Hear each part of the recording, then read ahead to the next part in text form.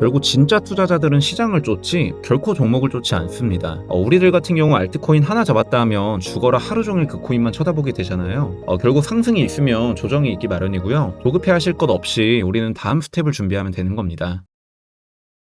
어제 저녁에는 미국의 10월자 CPI 발표가 진행이 되었습니다. 결론부터 말씀을 드렸을 때 물가는 현재 하회하고 있다는 데이터를 우리는 몸소 목격할 수가 있었는데요. 그렇지만 코인 시장 같은 경우 지금까지 비트코인의 3%대의 하락, 그리고 알트코인들 역시 현재 거래대금이 많이 빠져나오게 되면서 현재 나스닥을 비롯한 주식 관련 종목들만 연이어 상승세를 보여주고 있는 상황입니다. 따라서 금일 영상을 통해 어제의 CPI 발표분과 더불어 현재 시장을 어떠한 시각 속에서 우리가 해석을 해볼 수 있을지에 대해 금일 영상 한번 본격적으로 시작해볼 수 있도록 하겠습니다. 자, 우선적으로 미국의 CPI 같은 경우 전년 대비 예측치 3.3%에서 실제치는 3.2%로 전월 대비 기준에서나 예측치 기준에서나 모두 하회하는 데이터를 얻게 되었었고요. 무엇보다 현재로서 중요하게 볼 수 있는 근원 CPI 같은 경우도 코어 CPI 같은 경우 보통 예상치를 하회한 적이 데이터상 그리 많지도 않은데도 불구하고 이번에는 실제치 4.0%로 결국 예상치 및 전달 데이터를 이제 하회하는 결과를 보여주게 되었습니다. 여기서 이제 코인 하시는 분들께서는 굉장히 의구심이 많이 드시겠죠. 물가는 하락을 하고 있는데 왜 비트코인 역시 하락을 하게 되냐.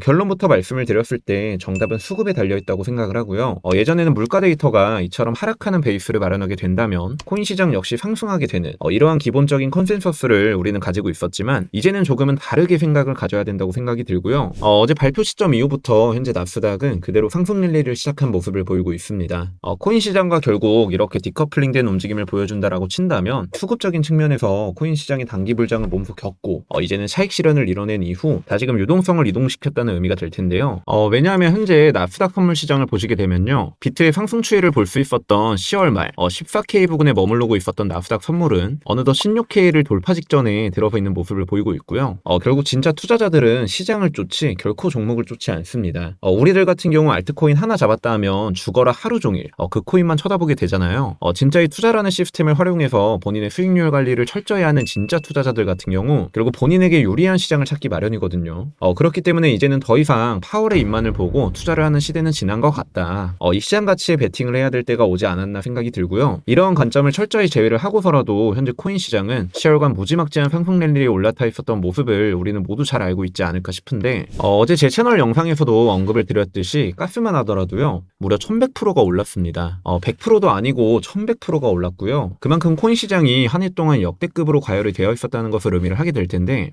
그렇기 때문에서라도 어느 정도는 쉬었다 가야죠. 항상 직진만 하는 상승 및 하락은 결코 없다고 보실 수가 있기 때문에 이러한 CPI 데이터와 굳이 연관을 짓지 않아도 결국 어느 정도의 조정은 기정사실화되어 있는 구조 흐름이었다 정도로 지금의 시장을 어느 정도 판단 내려볼 수 있지 않을까 싶고요. 따라서 비트가 결국 얼마나 더 빠지게 될 것이고 추후 어떤 스탠스로 우리는 대응을 펼쳐나가야 되냐라고 봤을 때 결론부터 말씀드리자면 지금으로서는 두 가지 방향성이 공존한다고 말씀을 드릴 수가 있습니다. 우선 최근 관점을 복귀시켜 보았을 때 이 단기 고점을 결국 형성시켜준 시점에 들어서부터 제가 이때부터는 계속해서 조정 관점을 전달드렸던 바가 있었는데 아래 하단의 RSI 지표만 보시게 되더라도 역대급 과매수 구간, 즉 시장의 과열 현상이 너무나 극에 달해 있었다는 신호를 우리는 명백하게 전달을 받아볼 수가 있었고 결론적으로 잠깐 튀어오를 수 있는 자리 역시도 잡아드렸었던 해당 구간을 그대로 지속적으로 터치하고 기술적 반등을 선보여주면서 결국 지금의 자리까지 최종적으로 전개가 되어주었단 말이죠. 따라서 금일 오전 브리핑을 통해 결국 이 하단 추세 라인이 지지가 굉장히 중요하다고 말씀을 드렸듯이 첫 번째로는 해당 하단 추세 라인에 걸맞게 이제 단기 고점을 더욱더 상향시켜줄 마지막 오파 상승으로 그대로 전개가 되어주는 시나리오.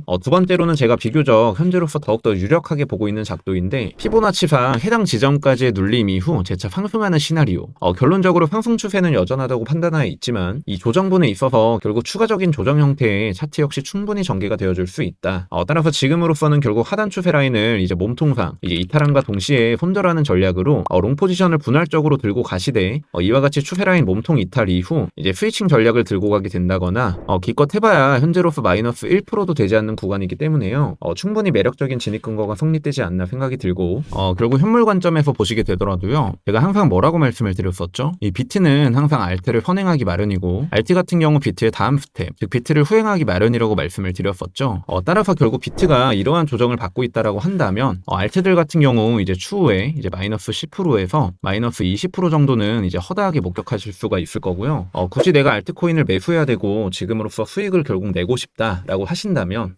적어도 지금 시장에서만큼은 시장의 거래대금도 많이 빠진 상황에서 잠시 동안만이라도 현물 시장이 아닌 선물 시장을 통해 해칭하는 시스템이 결국 활성화되어야 되는 시점이 아닐까라고 조심스럽게 생각을 하고요. 결국 지금의 조정봉 같은 경우도 이만큼이나 올랐으니까 이제 당연히 나아줄 수밖에 없는 건강한 조정이라고 저 역시도 생각을 하고 있고, 결코 물려가면서 이 시점에 이제 알트들을 분할 매수할 이유 자체가 없다 보니까 지금은 어느 정도 잠시 쉬었다 가야 되는 전초전 역할이 되어주지 않을까. 따라서 남은 이번 주와 다음 주 초입 정도까지는 어느 정도 시장을 흔들어줄 수 있을 것 같고요. 비트 주봉상 우선적으로 이 60일 이평 라인에서의 일시적인 지지 움직임이 만들어지게 될 것으로 전망을 하고 있는데, 이 컨택 지점에 들어서서 이제 밑꼬리를 길게 형성시켜주지 못하는 이상, 즉 해당 지점에 들어서 매수량이 결국 받쳐주지 못한다는 가정하에 결국 연속된 음봉의 가능성 역시 지금으로서는 전망을 해볼 수 있지 않을까. 따라서 주봉 마감 시 우선적으로 밑꼬리 남겨주는 움직임을 좀 지켜봐야 되지 않을까 싶고요. 시장의 거래대금 부분만 보시게 되더라도 가스 같은 경우는 이제 몇 조씩이나 거래대금이 들어오는 모습을 보여주었던 바가 있었듯이 현재 시장의 과열 현상 같은 경우 이제 어느 정도 식어가고 있는 흐름에 놓여져 있지 않을까. 결국 수급의 문제가 가장 크다고 저 역시도 생각을 하고 있고요.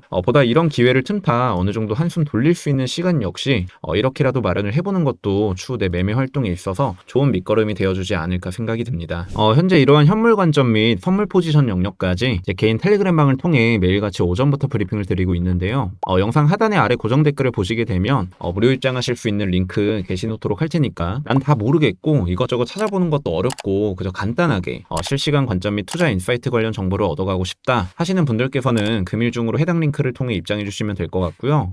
그러면 다음으로는 남은 시간을 활용해서 추가적으로 내년 전망에 대해 몇 가지 더 말씀을 드려보도록 할 텐데, 현재 구조 속에서 결국 금리 동결 기간에 증시는 상승을 했고요. 그렇다면 금리 인하가 이루어진다면 추가적인 상승을 결국 기대해보면 되는 것이냐라고 한다면, 저는 오히려 금리 인하 시 그 시점에 들어서는 시장이 어느 정도 밀릴 수도 있다고 생각을 합니다. 즉 쉽게 말해 결국 금리 인하가 이뤄지고 추후 저금리 시대가 개막을 하게 되면 시장은 탄력을 받아서 다시금 엄청난 랠리를 펼치게 될 수 있지 않냐고 보시는 분들이 꽤나 많으실 텐데, 우선적으로 현재 경제 전문가들의 의견에 따르면 내년 5월 정도를 이제 금리 인하 시기로 책정을 하고 있다고 하고요. 우선 저는 이 저금리 시대라는 전제 조건 자체가 성립이 되지 않을 확률이 굉장히 높다고 현재로서는 생각을 하고요. 왜냐하면 미국 역시도 이제 국채를 팔아야 되고, 결코 단기간 내에 아무리 바이든 재선이 예정되어 있다지만 현재 미중 회담 역시 진행을 하고 있고 결국 여러 사안에 대해 논의를 가져가게 되겠지만, 지금 중국과 미국은 사전에 말씀드렸다시피 서로 원하는 것들이 너무나 명확한 상황에 속해 있거든요. 그렇기 때문에 중국의 수요가 결론적으로 늘어나 버리게 된다면 유가는 다시금 튀어오를 가능성이 높을 것이고, 그로 인해 물가에 대한 컨센서스를 이제 연준이 원하는 목표치만큼 결국 최종적으로 도달하기가 굉장히 쉽지 않을 것으로 전망을 하고 있습니다.